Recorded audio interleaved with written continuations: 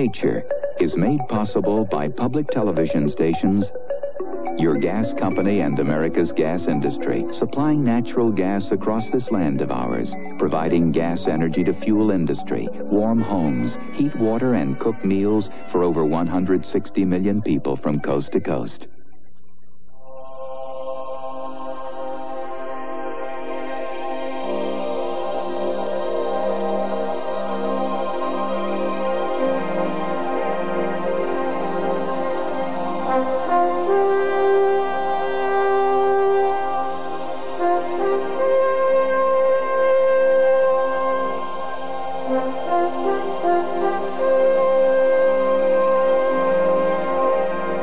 A glass of orange juice in the morning, a cup of coffee, a cotton napkin, so common that most of us don't even give them a second thought.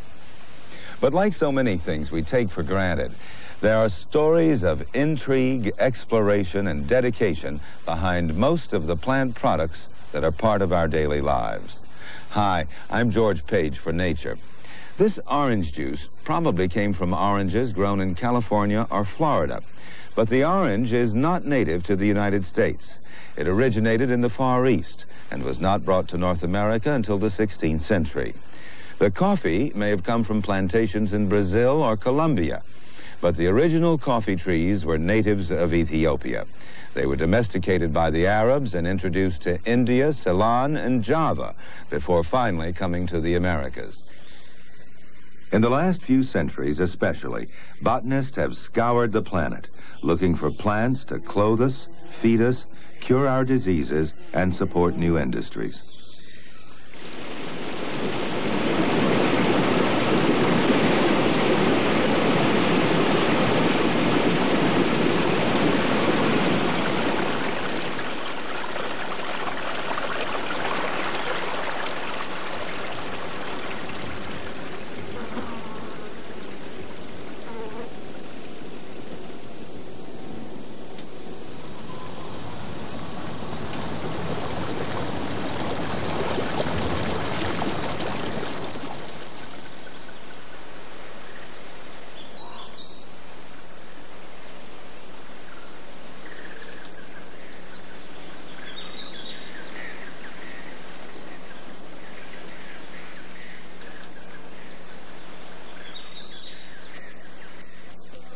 Man could not survive without plants.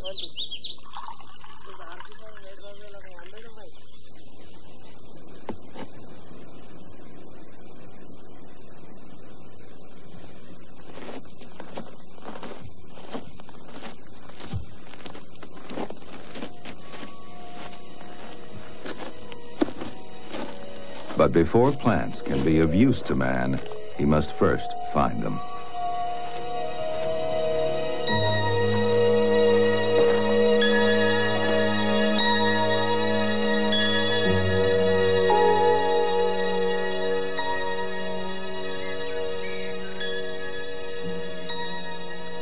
Today's familiar suburban garden may have flowers brought together from all corners of the world. But in the 17th century, many of these flowers were yet to be discovered. Instead, intricately planted gardens of hedges and herbs, called knot gardens, provided peace and tranquility. Gardens are a reflection of their times and of the plants man has found to grow in them. As time went on and the world became better known, explorers, plant hunters, who worked for botanic gardens, wealthy patrons, or nurserymen, sent back blossoms, trees, fruits, and vegetables from all over the world. The world's botanic gardens still collect seeds and plants, but the concerns today are very different. Now the search has a desperate urgency about it, because the wild plants are vanishing. Dr. Peter Raven is director of the Missouri Botanic Garden. With 250,000, 250,000 kinds of plants in the world, the first question that anyone might ask is, why would you care? It seems plenty.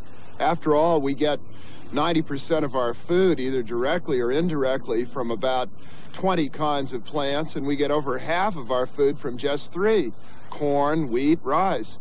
Seems the other 250,000 might be safely neglected, but that's wrong. Worldwide, we're faced on all sides with the loss of options because we're losing plants. Plants are what support our lives. And as we lose them, some 10%, about 30,000 species, are in risk within the next 20 to 30 years. As we lose them mostly passively because we're not really working with them.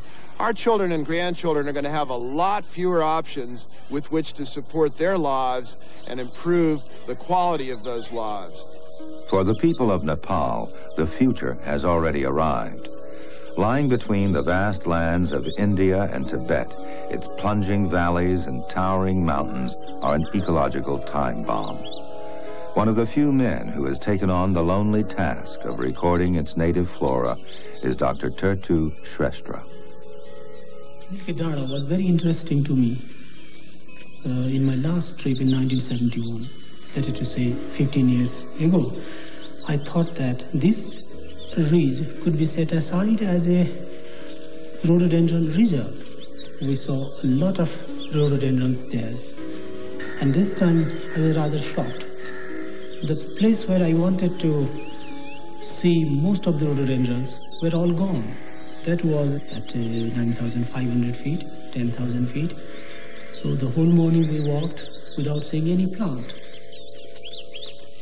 All we saw there in the slope was these mutilated bushes of rose, some berberries, and some teucrium plants in little clumps. But it was all bare, you can't really imagine that it was the same spot. So we have to go a bit further, about 2 hours, way up in the mountains.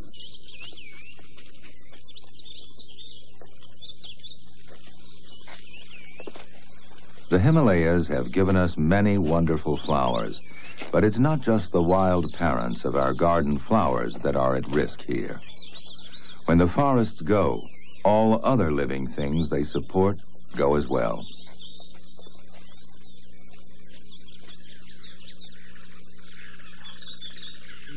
Came to a real forest, and we did find good flowers like magnolia.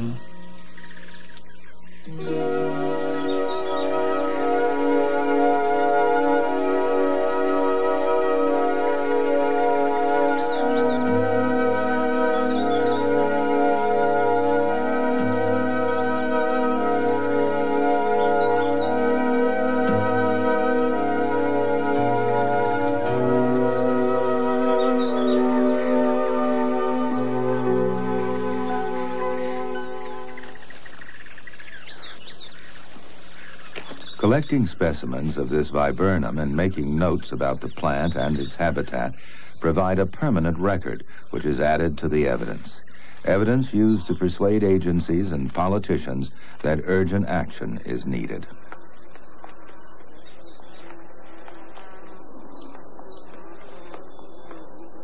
Many plants are found in abundance locally and seem in no particular danger. But the field notes tell a different story to scientists thousands of miles away. Dr. Shrestha's research about what still lives is also a record of what has been destroyed.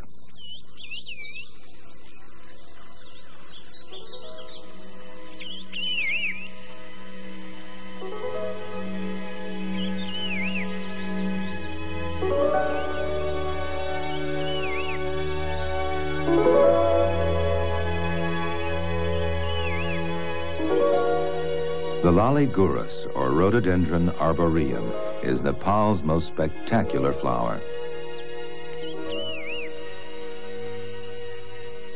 It can grow into a tree 80 feet tall. In 1962, it was made the national flower. Now, often only single, isolated trees remain where once great forests covered the hillsides as far as the eye could see.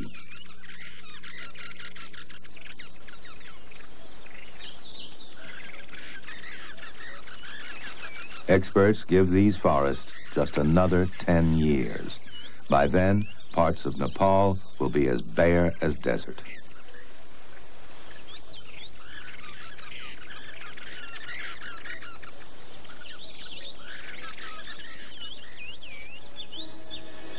Travel is difficult for the botanist. Unspoiled forests lie in remote places, far from roads. Steep paths along high ridges drop to deep valleys. In some areas, monsoon rain is measured not in inches, but in feet and yards. In country like this, the number of expeditions one man can make is limited. The acquisition of knowledge takes time.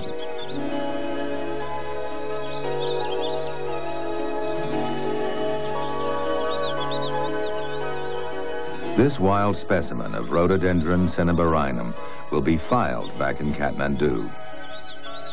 In a few years' time, the museum record may be all that remains of the forest. The rest will have gone. So I think it was all mainly the impact of the recently built road. And the impact I saw was terrible. The road was there, but the plants have all gone. New roads are under construction everywhere. They now penetrate valleys that only a year ago were remote. Roads are a symbol of development in the Third World. But unless they're built as part of an overall plan that protects the forest, roads can bring disaster as well as benefits. Sadly, this is seldom done. The road attracts settlers, and then trees are cut down to build houses and provide firewood for cooking and heating. For people living at a bare subsistence level, the chance of earning more than $1 a day breaking rocks is undreamed of wealth. Once again, the battle lines between man and the environment are drawn. It's a war neither the plants nor the people can win.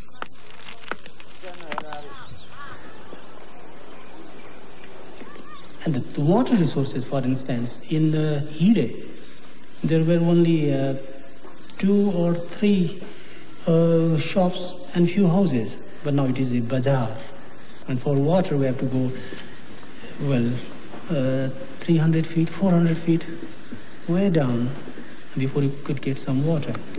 I just asked our Sherpas, where and how did you get water? They said that they went way down 700 feet and waited for 2 hours to get a tin full of water, say 4 gallons. So you know, the loss of water, the loss of vegetation is the direct consequences of this road construction. So I think if the construction is not, tied up with the conservation programs, I think we are not going to have a very good future for our next generations.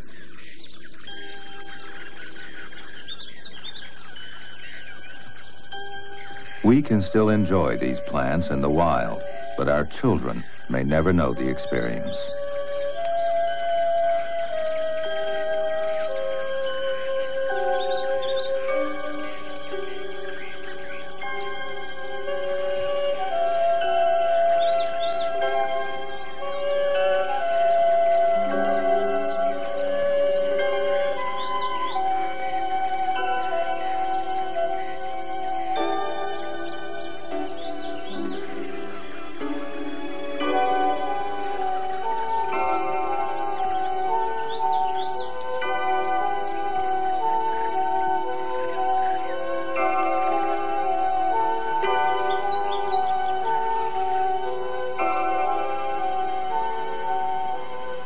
It's reassuring for us at home to enjoy our productive gardens and lush public displays of tropical plants. But it's easy to be deceived. At Missouri's impressive climatron, Dr. Peter Raven has wider concerns. The world situation, of course, is one in which everything is indivisible from every other thing. Rapid population growth, which has doubled the number of human beings in the world in the last 35 years. Poverty, which is so extensive in the tropics that half the inhabitants of some of the countries are often on the edge of malnutrition. And a sheer ignorance about how we might collectively want to use the world's natural resources are combining to make a picture where the plants are being lost more rapidly than we're able to find them.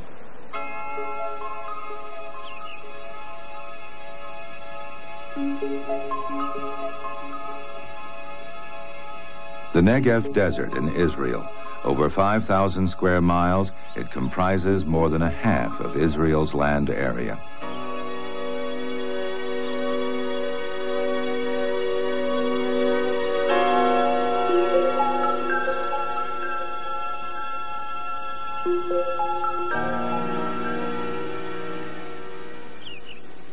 Desert regions are inhospitable to man, but they are deceptive in their barrenness.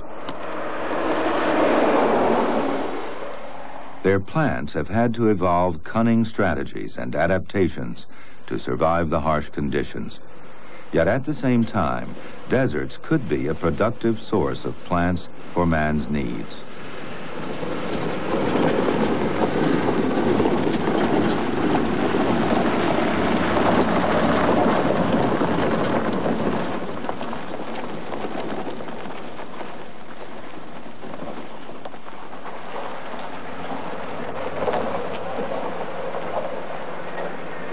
One plant hunter who penetrates into deserts all over the world is James Aronson. Deserts and semi-deserts cover over a third of the land surface of the Earth and support nearly 850 million people. In all of these areas, particularly in the subtropical belts, a tremendous need exists to find fuel, fodder, and food plants for these people, and at the same time to support and encourage conservation of the natural desert vegetation. What's needed are plants that are drought tolerant, salt tolerant, or both, and that have high economic potential. Aronson's goal lies not so much in recording the plants as in assessing their usefulness to man and the chances of cultivating them. The speed at which desert plants are disappearing gives his work an importance which is only now beginning to be recognized by countries with the problem of expanding deserts. Even here in the Negev, in my own backyard, people have been finding lately that a great number of plants have good potential that has been overlooked. People have been plant hunting here for thousands of years, but there's still good things to find. The superficial barrenness is deceptive.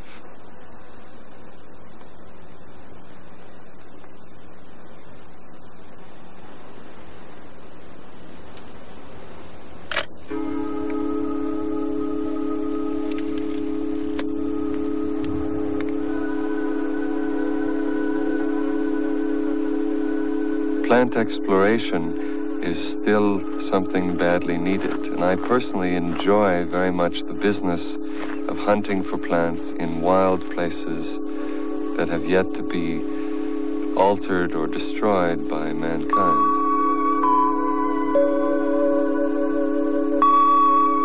Many things await discovery, and the hunt is exciting in and of itself. For myself, though, I like the seed collecting best of all. I feel that applied research is where I want to be concentrating my efforts, and you need seeds to do applied research.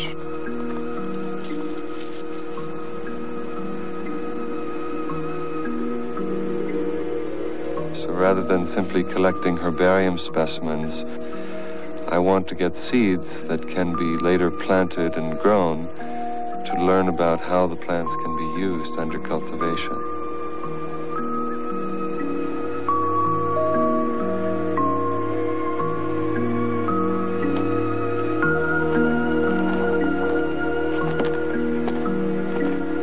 Seed collecting isn't as relaxing as it looks. The plant hunter has to be in the right place at the right time if he's to find ripe seeds of endangered plants. Often it depends upon how good the rains were to make the plants flower. Sometimes it's a matter of luck, because ants and rodents can eat 90% of the seeds.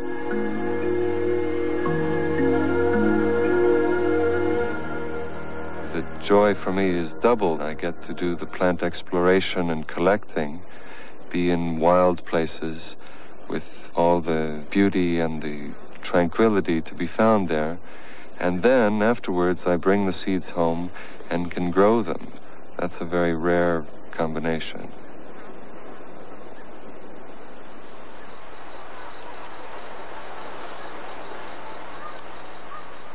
Though Nepal's only botanic garden is small and its resources basic, it's still part of an international network, exchanging plants and information that link botanic gardens as far apart as Missouri and Kathmandu.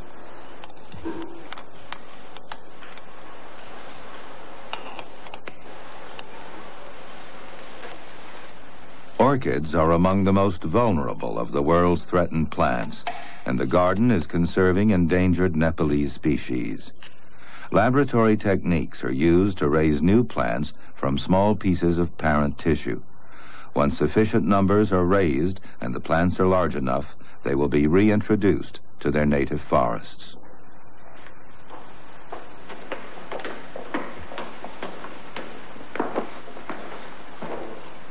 Dr. Shrestha brings his new wild specimens to the garden's herbarium.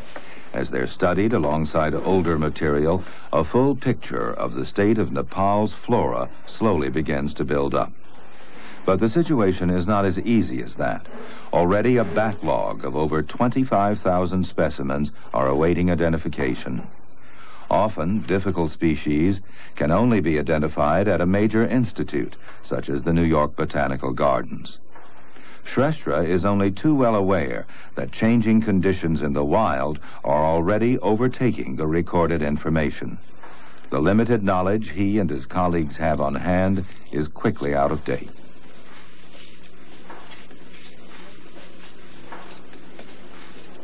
I think right now what we should really do is to go to the remote areas.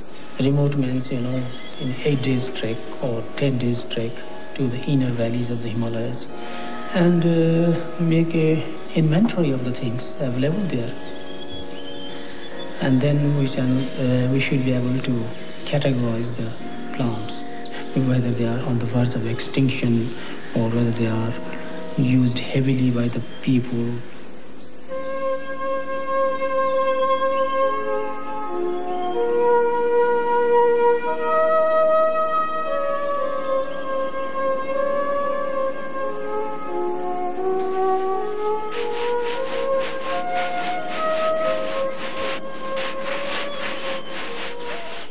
Picturesque as this village is, its construction destroyed a rhododendron forest. There were other consequences. Though this Coelogine orchid is considered common and widespread, Shrestha sighted only 2 of the plants in 3 weeks.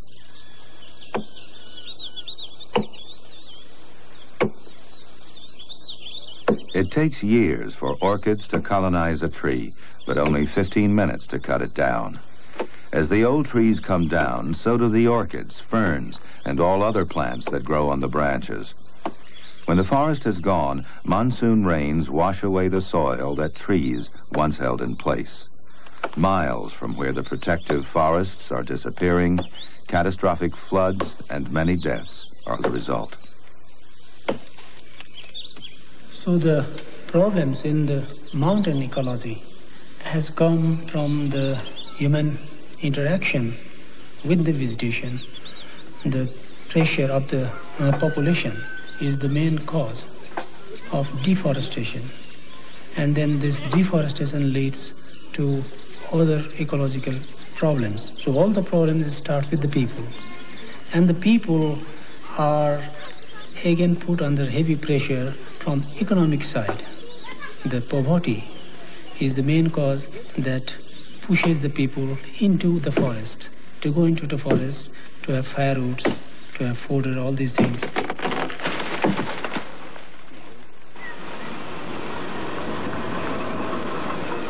We're losing plants at an alarming rate. 25 or 30,000 species may disappear within the next 20 or 30 years.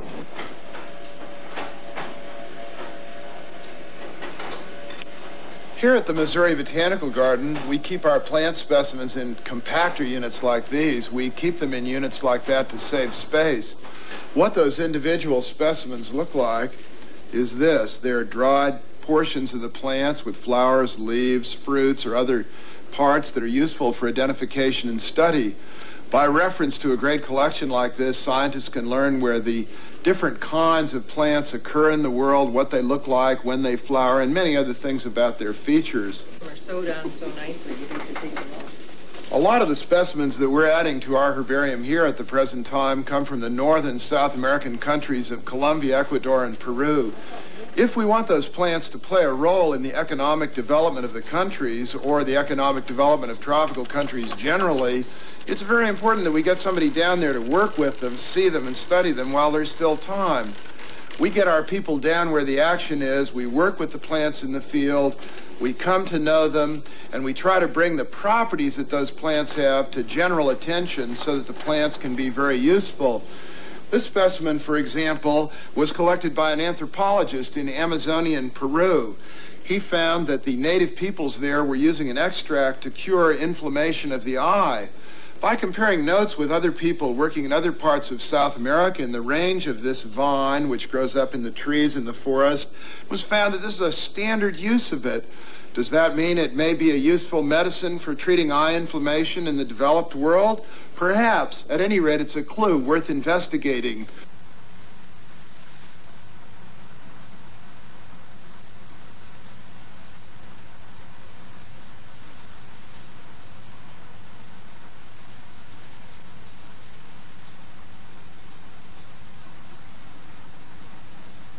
Discoveries are being made all the time. 20 years ago, for example, if you had a child who had the misfortune to contract Hodgkin's disease, a childhood form of leukemia, that child had about a 9 out of 10 chance, tragically, of dying. If you take the same child now, thanks to drugs that have been produced from the Madagascar periwinkle, a plant that's native only on that island off the coast of Africa, but which is cultivated widely, these drugs that have been developed now give that same child a 4 out of 5 chance of living. A big difference, and a difference made by a wild plant. One that wasn't even suspected of being useful more than 20 years ago. By the same token, in the mountains of Mexico, some 8 years ago, scientists found a wild relative of corn or maize, a perennial wild relative.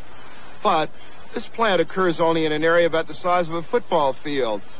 The people who live in that part of Mexico are busily cutting the trees, harvesting the forest, working on the vegetation, and as a result of their efforts, they could easily exterminate this plant even before it was known.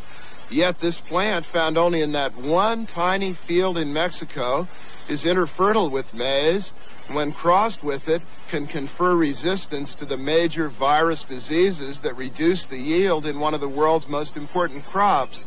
It could have disappeared without our ever knowing it existed.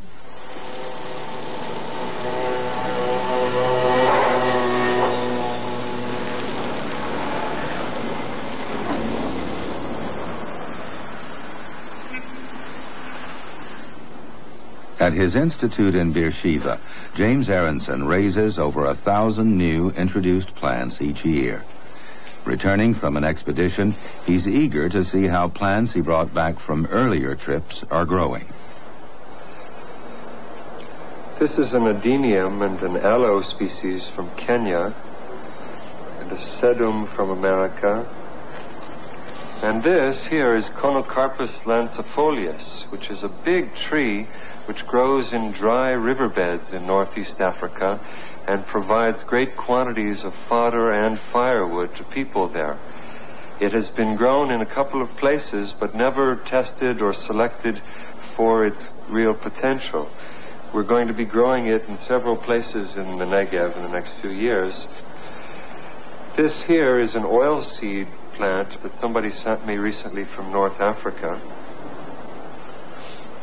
Here, these are cacti from South America, which yield some of the biggest and best tasting, attractive fruits of any cactus that we hope may be the basis for an export industry of a new fruit and processed fruit industry in the future. They're enormous things. I had to knock down the fruits off the top, and the birds had eaten most of them, but we got a few seeds, and now we're going to have several hundred plants to try in our introduction plots. And I think it has great promise as a new subtropical fruit crop for export. This is from Mexico. I was in Mexico a few months ago and found this ficus species growing on boulders right in the harshest part of the desert, which has this unusual trunk on it. Farmers in the desert could grow this under simple conditions in a shade house and export the pot plant to Europe. Could be an important source of income for those farmers. Plants are taken from the greenhouse to the nursery and grown until they're big enough to plant out for trial. I brought these tamarind trees back from India last year. They are a huge shade tree which also have a useful edible nut. We're planting them now in introduction plots in the Arava Valley. And this is a fruit tree from northeastern Africa, which I got this year. It grows in dry riverbeds and yields tremendous quantities of some of the best tasting fruit in Africa. It's never before been cultivated, and we're going to try to domesticate it as an orchard crop. We don't know yet whether or not it's salt tolerant, but we'll quickly find that out.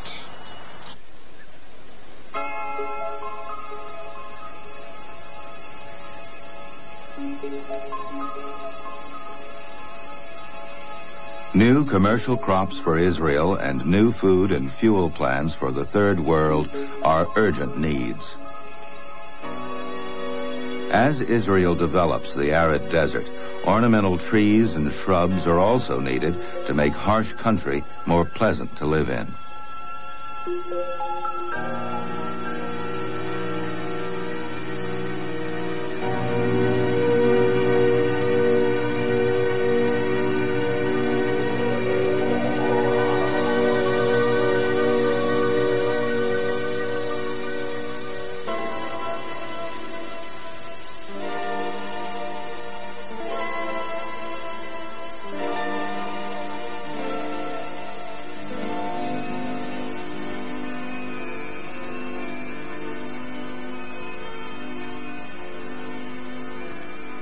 Pioneers in the desert kibbutzim know it's not enough simply to make the desert an attractive place to live in.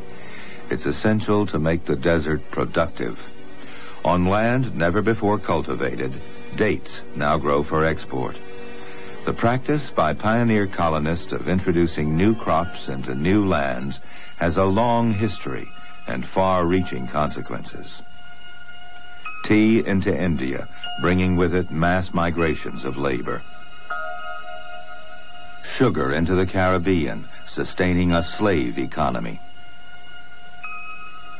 Cotton into America, followed by more slaves and a new social system centering around great plantations. 18th century explorers like Sir Joseph Banks began an extraordinary search for plants. The plant hunters were remarkable characters, adventurers, missionaries, gardeners, scientists, who faced disease, drowning, bandits, hostile Indians, and revolutions while making dangerous and mostly solitary journeys way beyond the frontiers of their civilizations. Some did not survive the hazards, but all sent back plants, seeds, and specimens to their sponsors and to scientists like Joseph Hooker, an early director of England's Kew Gardens.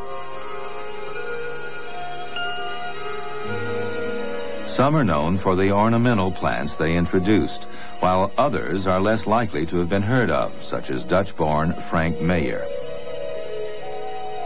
He concentrated on economic plants for the United States Department of Agriculture, and his work is now worth billions of dollars annually to American farmers.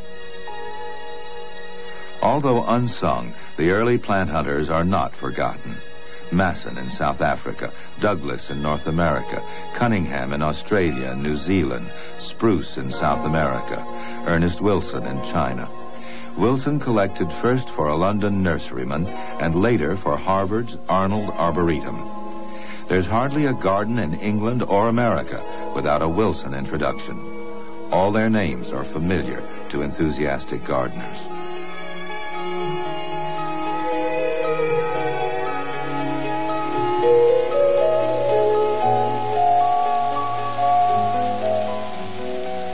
In England, Kew Gardens has excelled both as a pleasure garden and in the transportation of plants around the world. Seeds of the rubber tree were shipped from Brazil to Kew, where they were sown. Shortly afterwards, almost 2,000 seedlings were on their way to develop the great plantations of Malaya. The quinine tree was sent via Kew from South America to India. As a treatment for malaria, it enabled Europeans to survive in the tropics, and therefore helped create colonial empires. In Kew's herbarium, the accumulated work of generations of plant hunters and botanists is represented by over 5 million preserved specimens. This vast collection serves scientists from all over the world and is the center of Kew's own research into the naming and classification of plants.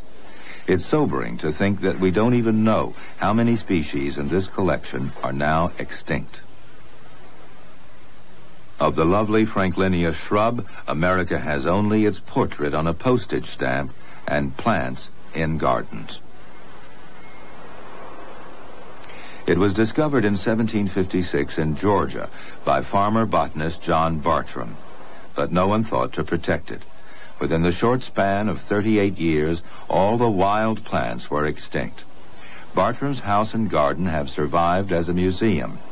He did more than anyone else in the 18th century to enrich American and European gardens. Now his home and nursery on the Schuylkill River is surrounded by downtown Philadelphia.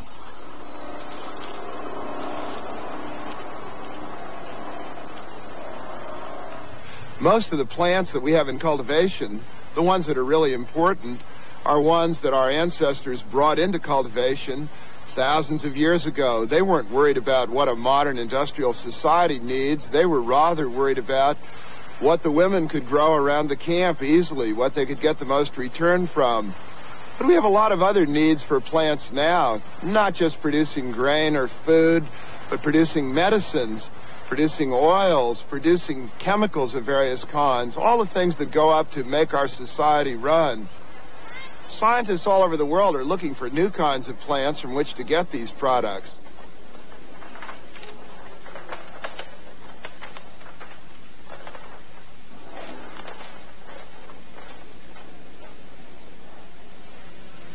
And then here's a letter from Skvortsov in Moscow. He says he's sending us some books.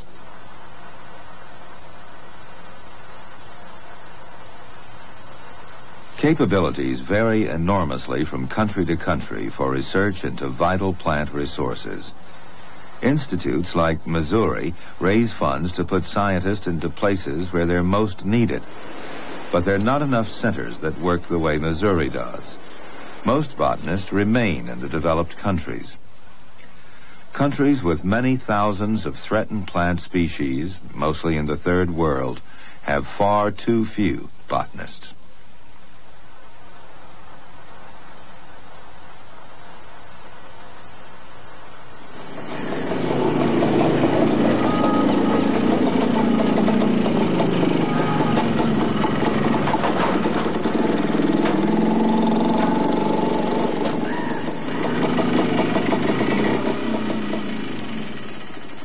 Another major concern of Dr. Shrestha is Nepal's rapidly diminishing supply of wild medicinal plants. The country can ill afford to buy its drugs from the West, so there's a crucial need to produce essential medicines locally. Using what limited facilities they have, they're converting plants into concentrates to sell at home and abroad for much-needed foreign currency. At the same time, they're trying to find new medicinal plant crops. At the Botanic Garden, Nepal's wild medicinal plants are test-grown to find which could be cultivated by farmers. Indian valerian for the treatment of nervous disorders, and ephedra for respiratory problems.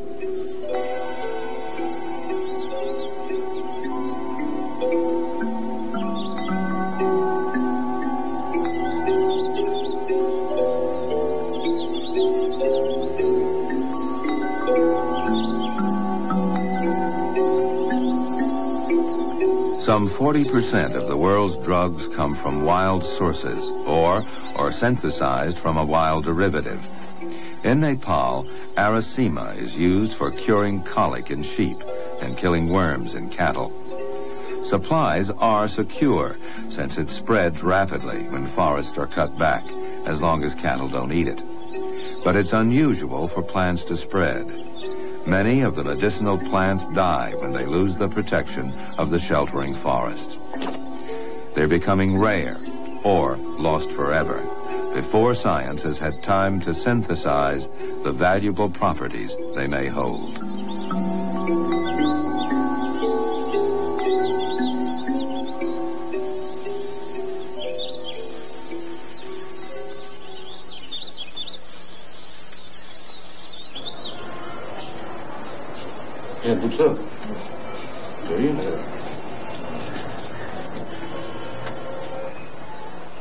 Most people in Nepal are treated by doctors and clinics practicing traditional medicine. Their cures are mostly based on the use of wild plants. Although slower acting than modern Western drugs, they can be effective. Western doctors in Kathmandu recommend the Ayurvedic treatment as effective for hepatitis.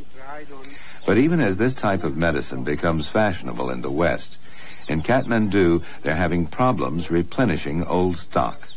Increased demand has led to increased collecting of wild plants from a decreasing habitat.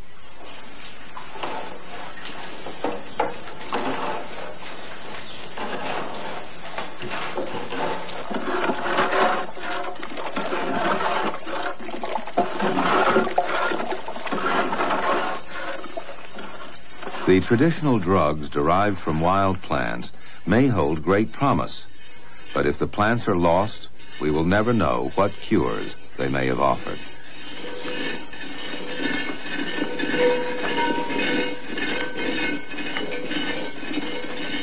This is called kushta. Kut, yes. It is called kut in local language. It has got a smell and very effective for respiratory trouble, and we are making very important medicine out of this. We can't get it now. No, we can't get. Moreover, I would like to show you for difficulty we are facing nowadays. This is called yanchita. You call it Coptis tita, I think. Coptis tita, right. Coptis tita, previously we were getting plenty, but now it's very hard to get it, and we are facing very difficulty.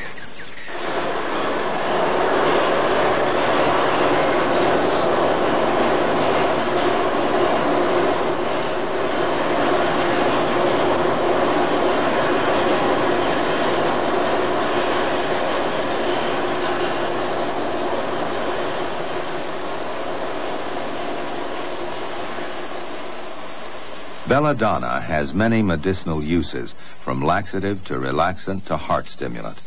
The drug can be processed from locally grown plants in Nepal. The introduction of the plant is part of an international process. Belladonna seeds were sent to Nepal from the Chelsea Physic Garden, the old apothecary's garden in London. It's a new cash crop for the local farmers, but there still remains the problem of persuading them to take on an untried crop alongside their traditional ones.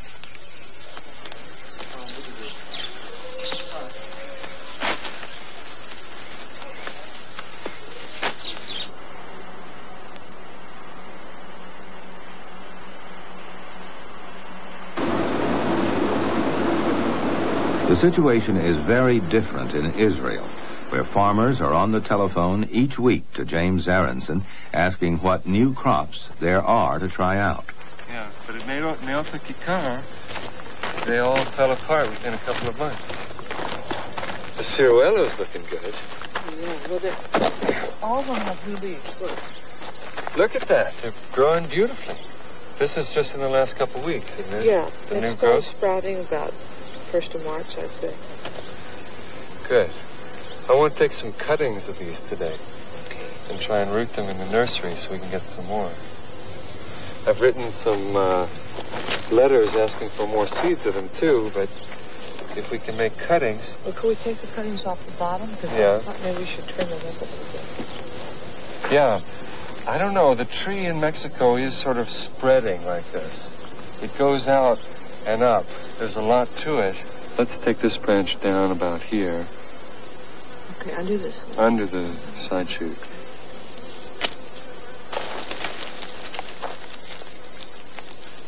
Aronson gets his hands on every plant he can from the dry regions of the world and has a go at growing them. To help find out the conditions best suited to his new introductions, a network of volunteer gardeners all over the country put his plants to the test. Trials range across a variety of soils, rainfall, and temperature before they go into commercial production.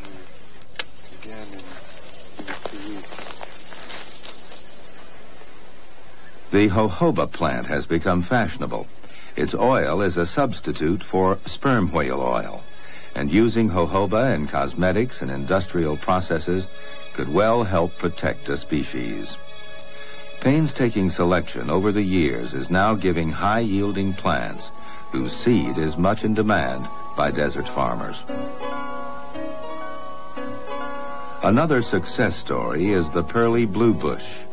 Originally introduced from Australia as a cattle feed, it has turned out to be far more profitable as a decorative foliage. Around 7 million cut branches worth $1 million are exported annually to the florists of Europe. 1,500 years ago, the Nabateans were cultivating the slopes and the wadis in this area through harvesting rainfall that hit the surrounding slopes. They channeled the water into concentrated areas in the lower spots and grew a variety of cereals, fruits, and other crops. In recent times, Professor Michael Levinari has reconstructed the ancient Nabatean methods of rainfall harvesting and has shown that it is possible to maintain a fairly decent subsistence level of agriculture in an area that only gets about 4 inches of rainfall a year. Today, he and I together are working on a project to apply these ancient methods to the cultivation of firewood in catchment basins enjoying runoff. In many, many parts of the world, firewood is the real energy crisis. People simply don't have enough wood to cook their food and heat their homes.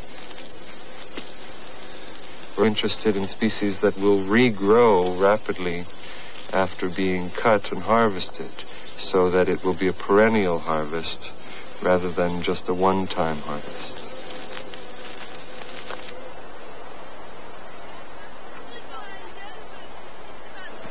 Slowly, we're acquiring the knowledge to enable us to live in balance with our environment, but it's taking a long time. Obviously, development and conservation must go hand in hand. Only by increasing the lot of people and by creating the kind of situations in which they can find a measure of dignity and a measure of hope and expectation for themselves can plants, animals, or anything else be saved. There are so many people using the resources of the world so intensively that these two forces, development and conservation, must be linked. What we have to do specifically about the plants are to develop more knowledge about them, simply to learn what they are. There are so many of them, and our level of knowledge is so few that we simply don't have the basic resources that we need to act intelligently in most cases. Institutions, individuals who are exploring and looking for plants are developing the basis of knowledge on which sensible actions can be founded.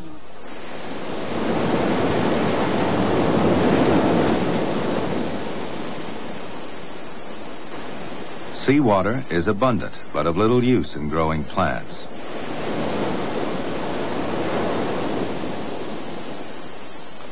There have been attempts to irrigate with seawater, but they have been met with failure.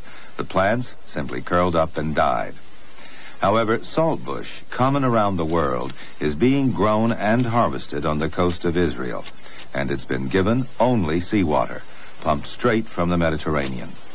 The implications are staggering for the drought-ridden countries of the world.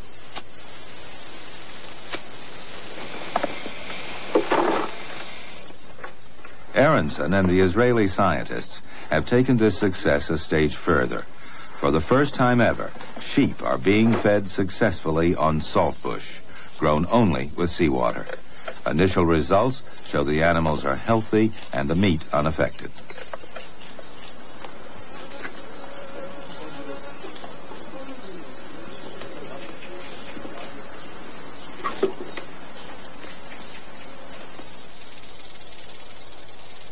New Zealand spinach, grown on the world's coasts and watered by the sea, could provide many countries with a new green vegetable.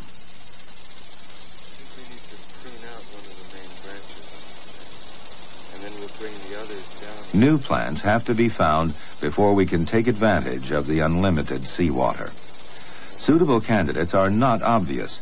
Simply because a plant grows wild by the sea and gets drenched with salt spray does not mean it can tolerate seawater irrigation. The trials are promising, and already a variety of plants are flourishing.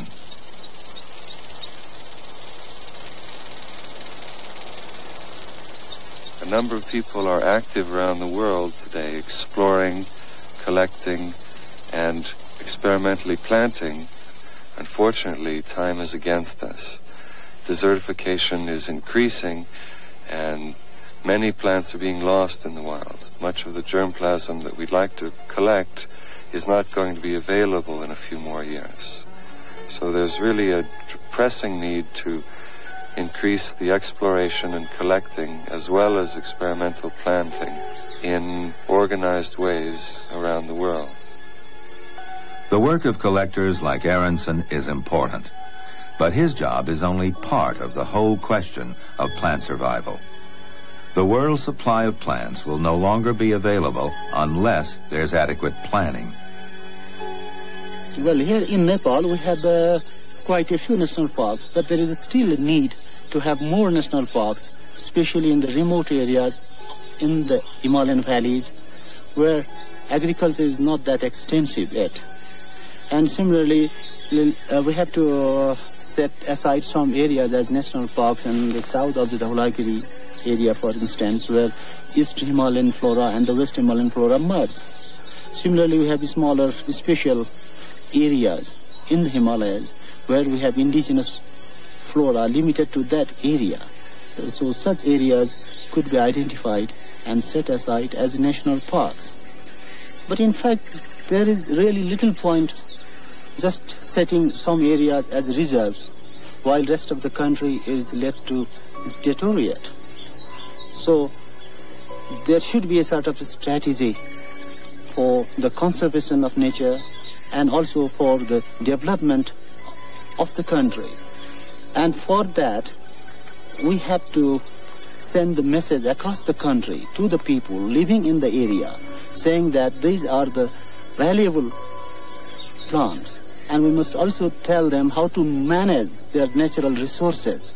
So I think what Nepal is really facing the problem is how to conserve the natural resources of Nepal, its plants, its animals, and all sorts of things, while the people, on the other hand, are facing the problem of fuel, the problem of firewood, the problem of food. Again, the conflict between conservation and development. It seems almost overwhelming. But many successes around the world have shown that we can save the plants that save us.